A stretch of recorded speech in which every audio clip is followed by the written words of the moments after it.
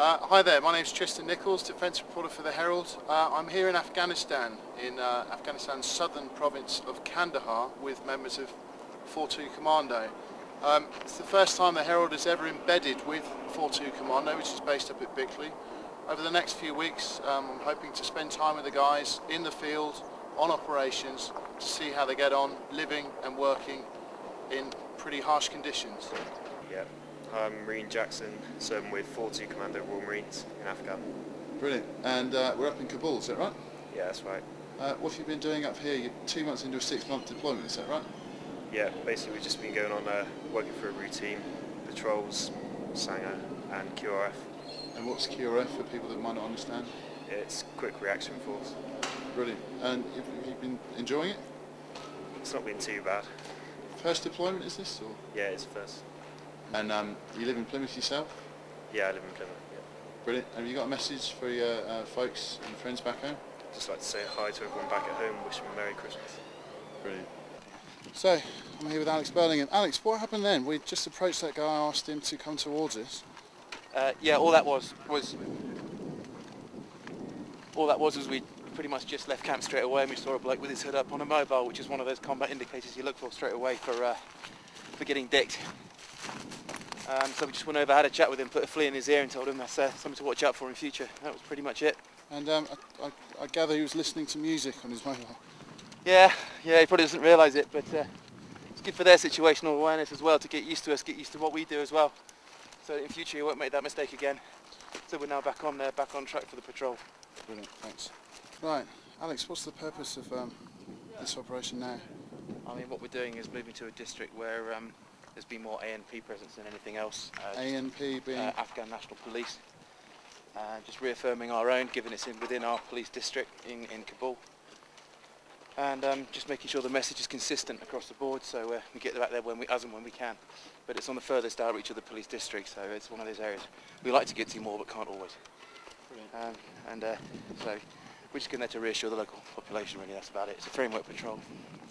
That's it.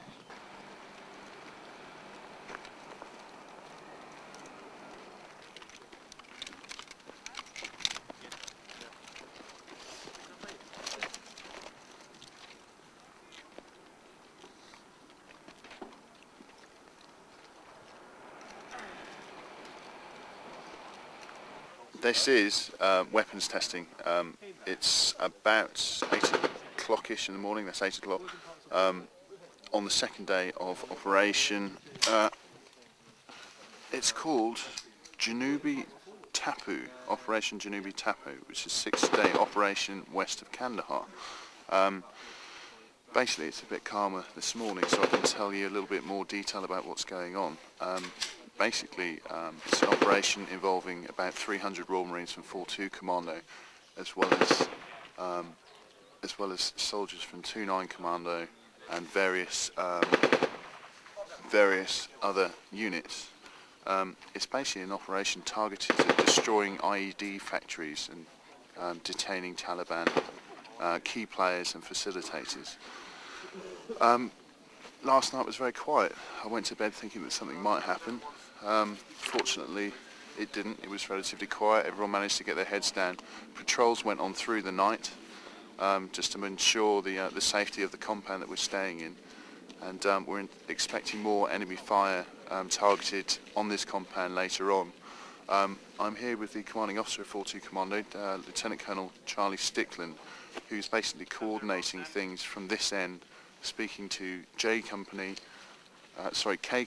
Lima Company, and various other elements who are out on the ground targeting specific areas. So we're, if you like, the operations room here, and that's the reason that we're being targeted. So yeah, day 2, just had breakfast, had a good night's sleep, wondering what the hell's going to happen today really, but we'll see.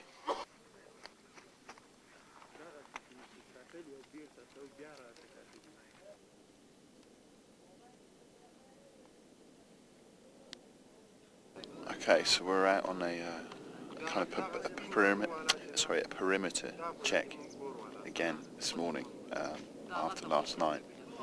Everyone's very twitchy. We've just seen, I don't know, 3 or 4 people, one possibly diving for cover in the far west.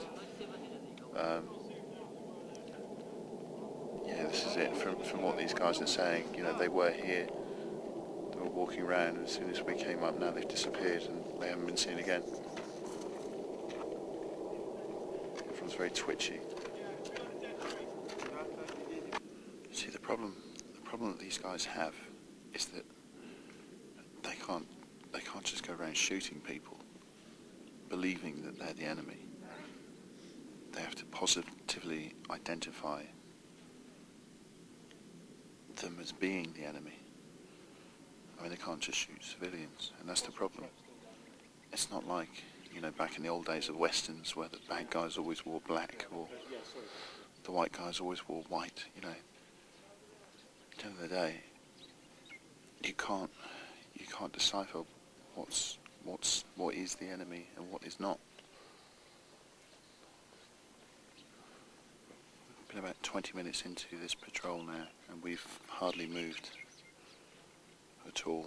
The problem is that these guys, if indeed they are members of the Taliban, they could outflank us and put us in more danger. So while we need to make sure that they know that we're here watching them, they're watching us and possibly moving.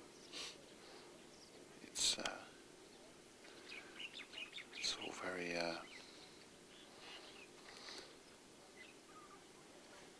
very planned, very quiet. These hills have eyes, as they say.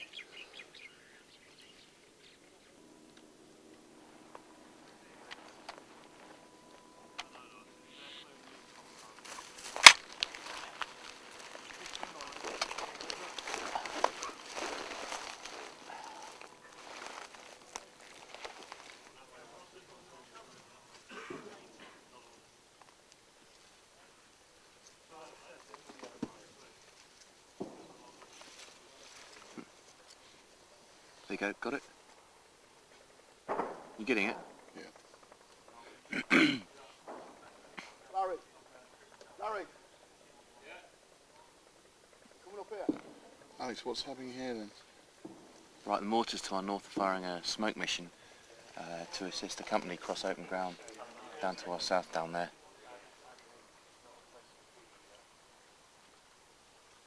So as the smoke starts to build, the wind will take it across the objective they're trying to cross. There's a few rounds going down. Yeah, yeah. There's a few more coming in now because you can hear the pop from the mortar's end.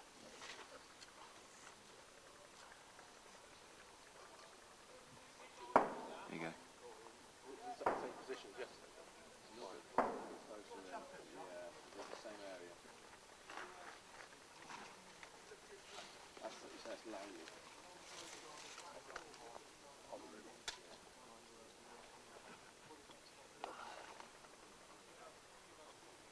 Smoking.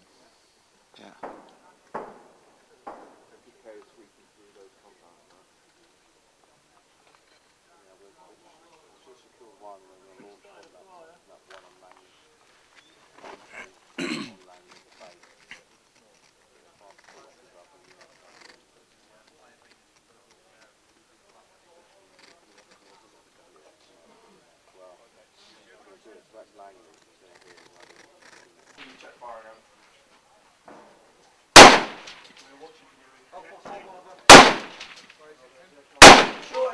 We've just had check firing again from the K company. Say again, sir. We've just had check firing. It's been past the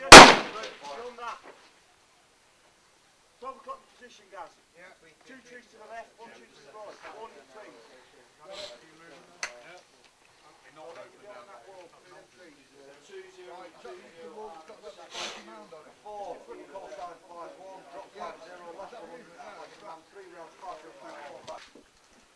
So what's happening now is that the smoke has gone down to bring K Company back towards us in this compound.